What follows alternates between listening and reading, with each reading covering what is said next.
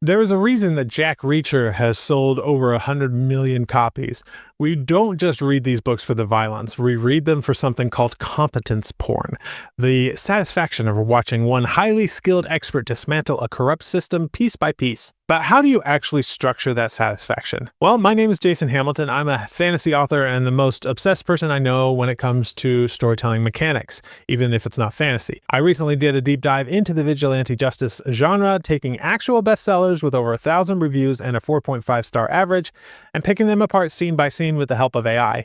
We found these very specific average of 32 chapter roadmap that these books follow to keep readers hooked. And today I'm going to share that 32 chapter blueprint with you. Again, this is an average taken from all of the different books because chapters often vary, but I can almost guarantee you that every single one of the bestsellers in this genre hit the main points of this outline. Now, before we get into the beat by beat breakdown, you have to understand the engine that drives the car. And it isn't just about a guy with a gun, it's about the drifter archetype. And I went through this in my previous video about the tropes of this genre, but it's worth mentioning again. Start your story with the interrupted status quo. This is chapter 1. We meet the protagonist in a transient state. They might be riding a bus, eating at a diner, or just buying a toothbrush. They look mundane, they look boring, but then they witness a minor injustice. Someone is bullying a waitress, or a local tough guy is shaking down a tourist. And this is your save the cat moment. But in this genre, it's more of a break the dog's leg kind of moment. The hero intervenes. They don't just win the fight, they dismantle the opposition with terrifying efficiency. And this scene does two things immediately. It establishes a moral code, and it hints at a violent, traumatic past. The threat is neutralized, but the hero's cover is blown, so they can't just be the quiet guy in the corner anymore. Once you've established that your hero is dangerous, you need to give them a reason to stay. This is chapter 2, the catalyst event. A minor scuffle in chapter 1 isn't enough to carry a whole book.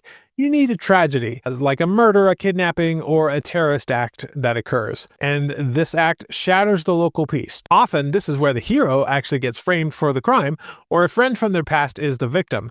The hero realizes this wasn't random bad luck, it's actually systemic. But don't have the hero pull out their guns just yet. You have to earn the vigilance. Chapter 3 is crucial. It's called the institutional failure, and the protagonist tries to do the right thing. They go through the police, they call their old commander, they try to work within the system, and the system falls apart. The police are incompetent, bureaucratic, or fully corrupt, and this scene is the key to the whole genre because it validates the violence that is about to follow.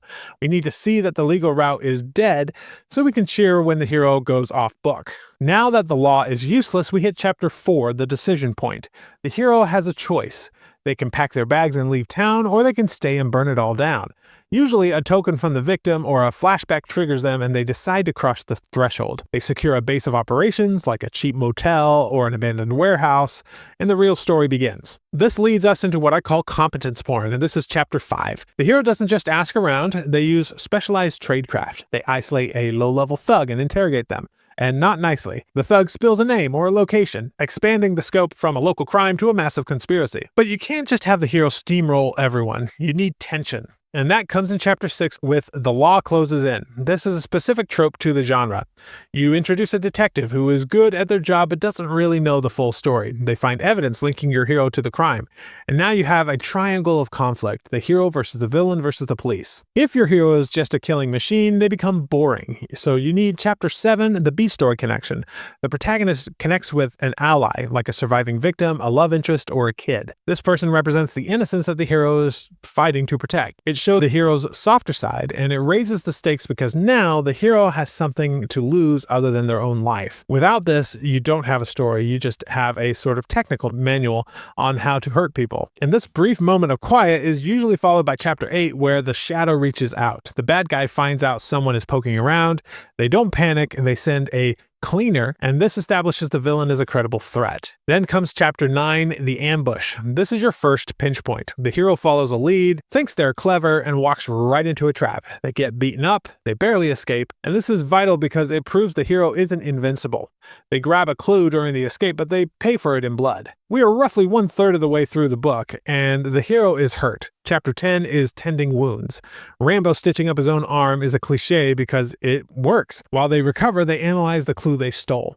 They realize the conspiracy isn't just local, it involves some high-level officials or massive corporate fraud. Then you bridge the gap between your plot lines in Chapter 11. The hero and that pesky detective from Chapter 6 have a tense meeting. The detective doesn't arrest them, at least not right away, maybe because they've seen the corruption as well, and they form an uneasy alliance. This sets up Chapter 12, the heist prep. The hero plans a strike. We see them acquiring gear, scouting security, and setting traps. Again, lean into the competence. Show us the details. By the way, if you'd like to learn more about how to use a plot template like this combined with AI as an author-led productivity tool to help you write 12+ books a year easily, perhaps even more, without compromising your creativity or ethics, check out the Story Hacker Gold group linked in the description. The middle of the book is where the dynamic shifts. Chapter 13 and 14 are your midpoint operation. The hero infiltrates the enemy stronghold, and it starts with stealth. Tension is high. They see the true horror of the villain's operation, maybe human trafficking cages or a drug lab, and this cements their resolve. Then the plan goes wrong. This is the chaos phase. The hero abandons stealth and unleashes hell. They blow something up. They make a public spectacle. The power dynamic flips. And the hero is no longer investigating. Instead, they are a public threat. This is the moment that the hero goes from being the hunter to being the hunted, but on a massive scale. The fallout is immediate. In Chapter 15, the villain takes the gloves off and they call in the elite mercenaries. The corrupt police issue a citywide manhunt, and the hero is isolated. Then you hit the reader in the gut. Chapter 16 is collateral damage. The hero tries to move their B-story ally to safety, but the bad guys are one step ahead. The safe house is compromised, a firefight breaks out in a domestic setting, a kitchen or living room, shattering the illusion of safety. An ally gets hurt or killed. The hero is enraged, and in Chapter 17, they hunt down a middleman, like a corrupt mayor or police chief, and interrogate them brutally. They get the location of the main villain, but they also learn the odds are worse than they thought. Just when the hero thinks that they are ready to end it, you trap them. Chapter 18 is the second pinch point. The hero heads to a location thinking they have the upper hand and walks into a setup orchestrated by the villain's top enforcer. They are outgunned and captured. And this leads to Chapter 19, The Dark Night of the Soul. The hero is bound, bleeding, and helpless. The villain monologues. They reveal they have the love interest or the kid. The hero feels the weight of failure. Their interference has only made things worse, and this is essentially an emotional low point. Now, you don't stay in the dark forever. Chapter 20 is the resurrection, a moment of clarity or a hidden skill allowing the hero to break free. It's violent and desperate, and they escape, but they are changed. No more investigation, only elimination. Chapter 21 is the armory scene, the classic lock and load montage. The hero raids a gun store or digs up a cache, and they gear up for war. Then the final assault begins. Chapter 22 is the distraction. The hero creates a chaos to draw guards away. Chapter 23 is breaching the fortress, stealth and silence pistols. Chapter 24 is the gauntlet where stealth breaks and it becomes an all-out war. Then comes the boss fight. Chapter 25 is the dragon at the gate. The hero fights the enforcer, the professional killer who trapped them earlier. And this is the hardest physical fight of the entire book. Chapter 26 is the confrontation with the mastermind. The villain tries to bargain, they threaten the hostages, the hero rejects the deal. And finally in Chapter 27, the hero executes the villain, and it has to be extrajudicial. If the hero arrests the villain, you have a failed genre. There is no trial, the threat is ended permanently. The dust settles in Chapter 28, where the hero escapes before the honest cops arrive, and they tend to the survivors. Chapter 29 is the aftermath. We see news reports of the criminal empire crumbling. The hero watches from a distance. Chapter 30 is the goodbye. The hero meets the love interest, and there is a temptation to stay, to live a normal life, but the hero knows that they are too damaged and they can't settle down. Chapter 31 is the handshake, a final nod of respect from the honest detective. And Chapter 32 is the road. The hero moves on to the next town. The story ends on an open note, but the work is never done. Now you might be thinking, great, I have the roadmap for book 1. What about book 2 or 3 or 10? You might be asking, is the template the same for all of these sequels?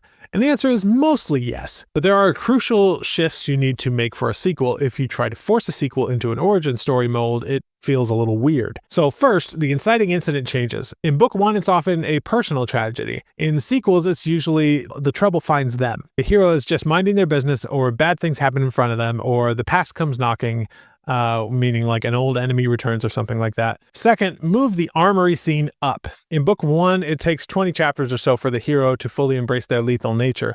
In book 5, they are already a weapon. You don't need to convince them to fight, and you don't need to convince the readers that this person is super competent. They might lose their gear and have to improvise, but the internal refusal of the call is essentially gone. Third, the law is already hostile. You don't need a chapter proving the system is broken. The hero already knows that. They skip the police station, go straight to breaking fingers. That's assuming that you are in the same general type of situation and not maybe a completely separate town where you might go through the same loops again. But you must keep the core elements of these tropes. You need to keep the competence porn, you need to keep the B-story connection to humanize them, and you absolutely must keep the escalating structure, like the pinch points and the midpoint shift and the dark night of the soul. Even a veteran hero needs to feel like they might lose, or the reader won't care. And finally, the exit. The hero must always return to the road. That resets the status quo so you can do it all over again. And by the way, I've just published a book that goes into more depth on the genre of vigilante crime thrillers. And you can buy that book, but you can also get it at no extra charge, along with many other book genre analyses by joining the Story Hacker Gold group. Link to that down below, and I will see you in the next video.